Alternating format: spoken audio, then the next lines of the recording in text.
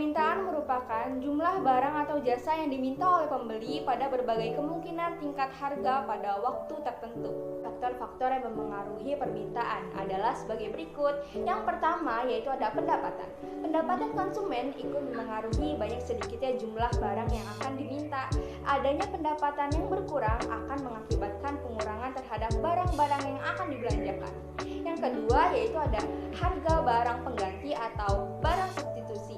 Barang substitusi merupakan dua barang ketika peningkatan harga barang pertama mendorong peningkatan akan permintaan terhadap barang kedua. Gandum adalah barang substitusi dari beras. Apabila harga beras naik, maka permintaan terhadap gandum akan bertambah.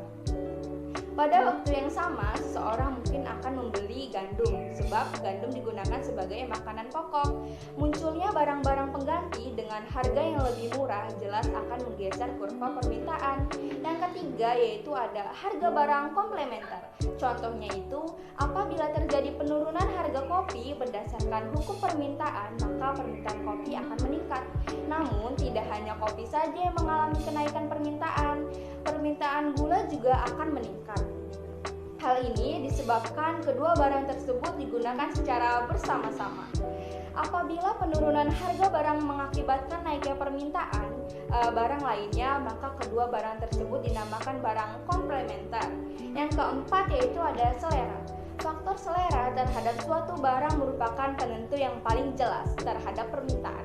Kita akan tetap membeli barang yang sesuai dengan selera kita, meskipun harga barang tersebut mahal.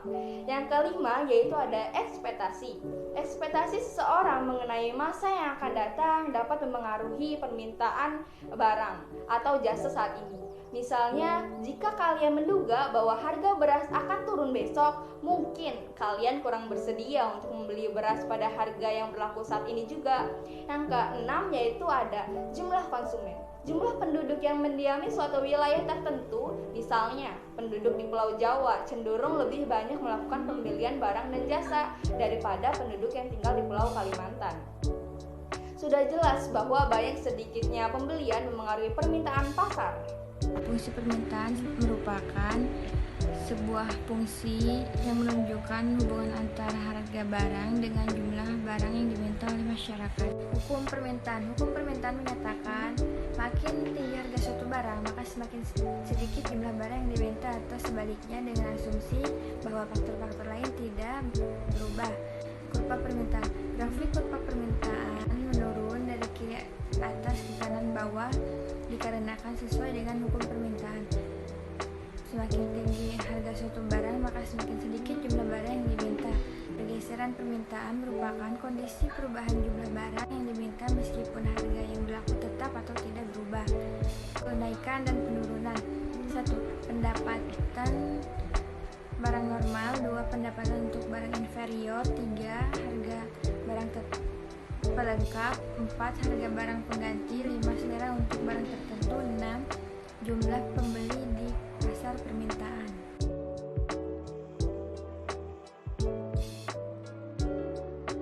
Penawaran merupakan banyaknya barang atau jasa yang tersedia dan dapat ditawarkan oleh produsen kepada konsumen pada setiap tingkat harga selama periode waktu tertentu. Faktor-faktor yang mempengaruhi penawaran. 1. Biaya produksi adalah dengan biaya yang dipakai untuk proses produksi, mulai dari membeli bahan baku, gaji karyawan, dan lain-lain. 2. Teknologi. Teknologi sangat dibutuhkan dalam proses produksi.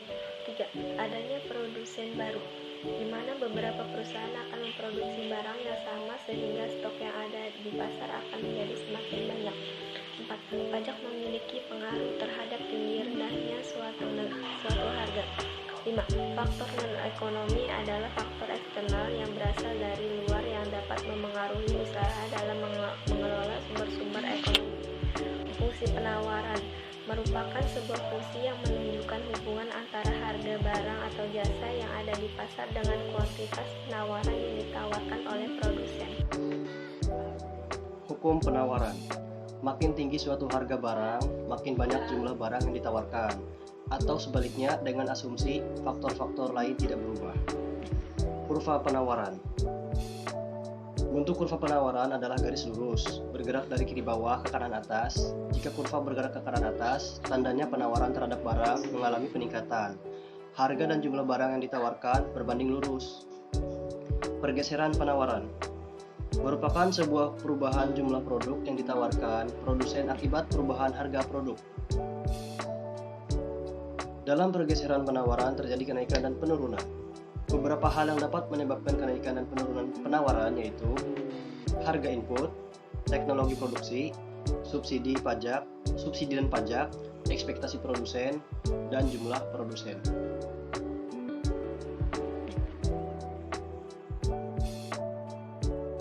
Pasar merupakan tempat usaha penjual menjual barang, jasa, dan tenaga kerja kepada konsumen dengan alat pembayaran yang sah. Peran pasar ada 3, yaitu 1. Tempat informasi harga. Nilai atau harga merupakan tempat bertemunya penjual dan pembeli yang kemudian melakukan tawar-menawar dan akhirnya membuat kesepakatan suatu harga. Dengan demikian, bagi kegiatan ekonomi masyarakat, pasar berperan dalam memberikan informasi harga. 2. Tempat untuk promosi. Produsen perlu melakukan promosi atau memperkenalkan barang hasil produksinya kepada konsumen. Tempat yang paling sesuai untuk promosi tersebut karena pasar akan selalu dikunjungi banyak orang. 3. Tempat pendistribusian barang hasil produksi. Pasar merupakan tempat yang mempermudah produsen untuk mendistribusikan barang hasil produksinya secara langsung kepada konsumen.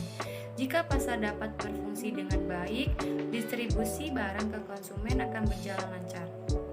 Macam-macam pasar yaitu pasar mingguan, contohnya pasar pon, pasar wedge, dan pasar kliwon. Pasar harian, contohnya pasar tradisional, supermarket, hipermarket, supermall, toserba, dan sebagainya. Pasar bulanan, contohnya pasar pemeran batik, pasar batu akik, dan lain-lain. Pasar tahunan, contohnya Pasar Raya Jakarta atau PRJ, Pasar Sekaten di Yogyakarta, dan sebagainya. Macam-macam pasar menurut wujud. Yang pertama, pasar sekaten adalah penyedia barang yang dapat dibeli dan transaksi secara langsung antara pembeli dapat jual.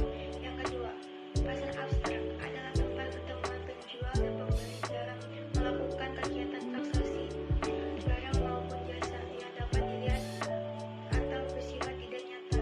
Macam-macam pasar menurut luas jangka distribusi. Yang pertama, pasar setempat adalah jenis pasar yang berada di suatu wilayah tertentu dan pedagang atau pembeli pasar itu merupakan warga di wilayah tersebut.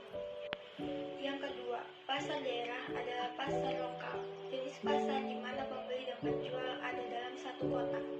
Yang ketiga, pasar nasional adalah pasar yang membeli dan menjual produk dalam satu negara tempat dihasilkan. Yang keempat, pasar internasional adalah pasar yang membeli penjual produk dalam beberapa negara. Bentuk pasar yang pertama